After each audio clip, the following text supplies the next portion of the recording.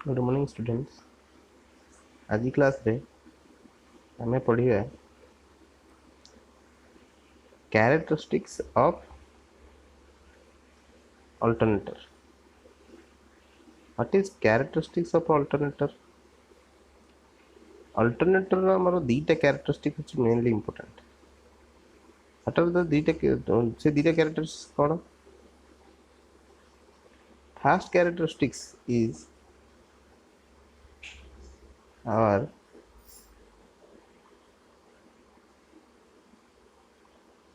open circuit characteristics. Second one is first characteristics हम कोन open circuit characteristics. Second one is short circuit characteristics. तो open circuit characteristics माने कौन आमे देखिबा। देखो ओपन सर्किट कैरेक्टरिस्टिक्स रो मीनिंग होची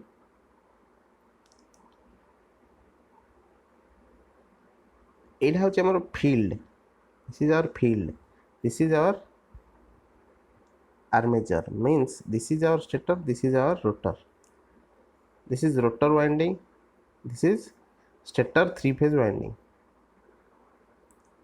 रोटर को आम डीसी सप्लाई दि जाए, eighty three phase AC supply produce हुए बा ईएमएफ जनरेशन हुए, थ्री फेज ईएमएफ जनरेशन हुए। बुझिपारछ तो आम कौन करिया यही तीन टा को ओपन कर दबा, माने एठी किसी लोड दबानी।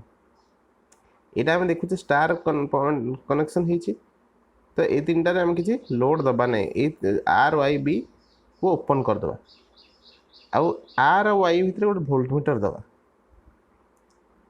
बुझिपार तापर एठी कौन कि डीसी वोल्टेज जो अच्छी एठी गोटे रियोस्टाट दबा। रियोस्टाट कौन करिवो ना रेजिस्टेंस को बढ़ेबो कमेबो। रेजिस्टेंस को बढ़ेले करंट कमी जिवो, फील्ड करंटटा। जदि रेजिस्टेंस कमिला फील्ड करंटटा बढ़ी जिवो। तो रेजिस्टेंस रे फील्ड करंट आउ बढ़ेया कमिया जाफल एठी फ्लक्स कमिबो बढ़िबो।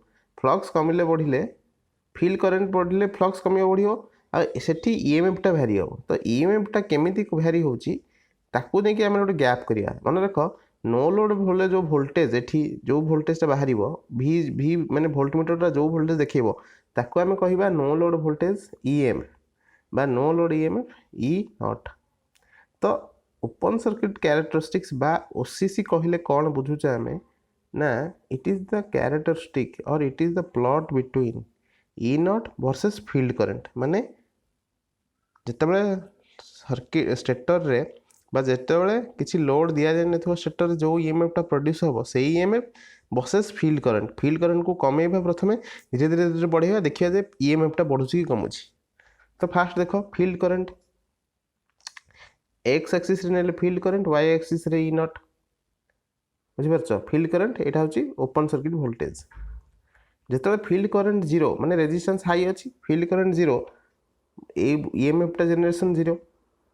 फील्ड करंट बढ़िल इे बढ़िल येटा बढ़िला आहरी बढ़िल इे बढ़िला। तो ये ग्राफटा जो स्ट्रेट लाइन हम किंतु कौ जाए स्ट्रेट लाइन हम गोटे सैचुरेशन न आसिया पर्यंत। सैचुरेशन आसीगले से बेंड हो। तो जी सैचुरेशन है दैट इज लिनियर रीजन, जो नॉन सैचुरेशन है that is non linear reason.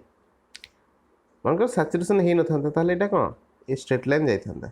तो ओसीसी कौन ना open circuit characteristic is a plot between no load EMF E naught versus field current IF when speed is maintain constant. Speed को change करिवो नहीं। बुझिपारछ speed को maintain करिवो नहीं। The alternator is run on no load at rated speed. प्रथमे alternator कौन करिवो रोटेट करिवो किंतु नो लोड दबनी आ स्पीडटा रेटेड हवा दरकार। हेले कौन आम देखा field current IF gradually increase हो from zero by adjusting field rheostat. Rheostat को कमेले रेजिस्टेंस कमिला फील्ड करंट बढ़िला। जेपर्यंत ओसीसी टा 50% ऑफ ईएमएफ जनरेशन न होईची आमे ए कर्वटा को जनरेट करथबा। ए कर्वटा केमिति हबो like this OCC open circuit characteristic curve. बुझी पारल। देन सेकेंड सॉरी सेकेंड देख कौन पे एटा एमिति हला आमे जानिचे E is equal to 4.44 KP KD F by turns per phase जोटा कि ये फ्लक्स फ्लक्स पॉइंट गोटे गोटे अच्छी देख दिस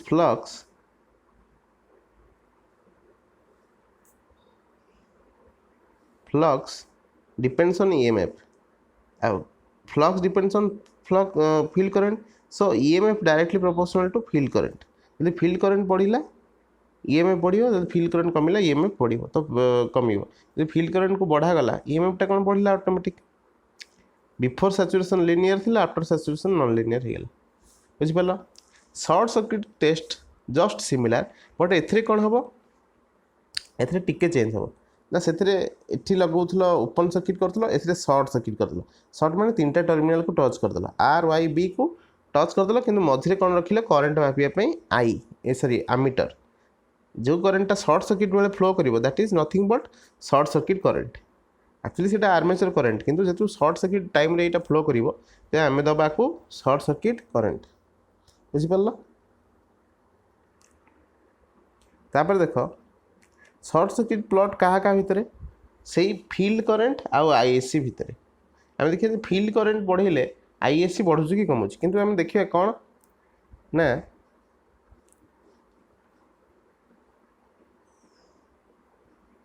जो फील्ड करेन्ट बढ़ेल धीरे धीरे आईएससी बढ़िला, कौन कर अल्टरनेटर को रोटेट कर माने रन कर अल्टरनेटर को रोटेट कर रन कर तापर कौन कर यहाँ को सर्ट कर देथिबो। सर्ट करदेले कौन होची ना जितेबाला फील्ड करेन्ट सहित यहाँ पूरा लिनियरली बढ़ी चलो, लिनियरली बढ़ी चलो, बट एथिरे सैचुरेशन हम ना। सर्ट सर्किट कर्व रे सैचुरेशन हम ना। सर्ट सर्किट कर्व सब बेले लिनियर कहीं हम ना, कारण आमर सैचुरेशन रो कंडीशन कौन, सैचुरेशन कंडीशन होची जेतले फ्लक्सटा बहुत अधिक हो जाफल फ्लक्स एत अधिक हो आमर फील्ड करेन्ट बढ़िले आउ फ्लक्स बढ़ू न। फ्लक्स ऑलरेडी बहुत बढ़ी बढ़ी कि तार सैचुरेशन रीजन में पहुँच जाइए, किंतु मन रखी था जो आम सर्ट सर्किट करवा, सर्ट सर्किट कले कौन लोड तो किसी रोनी ना, तो only load is winding resistance. तो वाइंडिंग रेजिस्टेंस गोटे इंडक्टिव सर्किट, इंडक्टिव सर्किट रो आर्मेचर रिएक्शन टा कौन प्योरली डीमैग्नेटाइजिंग। प्योरली डीमैग्नेटाइजिंग माने ये मैग्नेट को डीमैग्नेटाइज करिवो। यदि डीमैग्नेटाइज करिवो माने कौन फ्लक्स कमे दबो। यदि फ्लक्स कमे दउची आमर सैचुरेशन आसीबो कि आसीबो नहीं। यदि फ्लक्स जदि बहुत बढ़ी बढ़ी बढ़ी गोटे स्टेज को पहुँची गला जो जगह फील्ड करेन्ट बढ़िले भी फ्लक्स बढ़ू नहीं, तो सेतेबेले सैचुरेशन कथा आसीबो। किंतु एथिरे जेहेतु inductive load is purely demagnetising armature reaction property रखी से कौन हम आम जिते फील्ड करेन्ट बढ़ेले भी सी कौन कर इंडक्टिव लोड ताको अपोज कर दउथबो। अपोज कले कौन हम ईएमएफ टा कमी सॉरी वोल्टेज टा कमी जाउथबो। बुझिपारछ? तो तार एक्सप्लेनेशन टा देछि एठी पूरा पढ़िथबो, एठी जे पढ़िबो से जानि परिबो आराम से केमती हैला एटा। तो एटा मन रखि तो OCC is not a straight line but SCC is straight line. OCC आ एससीसी जो इंपोर्टेंस आम नेक्स्ट क्लास रे पढ़िया कौन पे आम ओपन सर्किट कर्व जोटा आम डीसी मेसीन में ड्र करते एसी मेसीन में ड्र करजे। तो ओसीसी आ एससीसी माने तार इंपोर्टेंस टा कौन आम देखा नेक्स्ट क्लास रे। ओसीसी मन रख स्ट्रेट लाइन नुहे किंतु SCC always straight line. OCC कहा कहा भितर ना ई नॉट आ फील्ड करेन्ट एमती एससीसी क्या क्या भितर सर्ट सर्किट करेन्ट आ फील्ड करेन्ट भितर। बुझिपारा?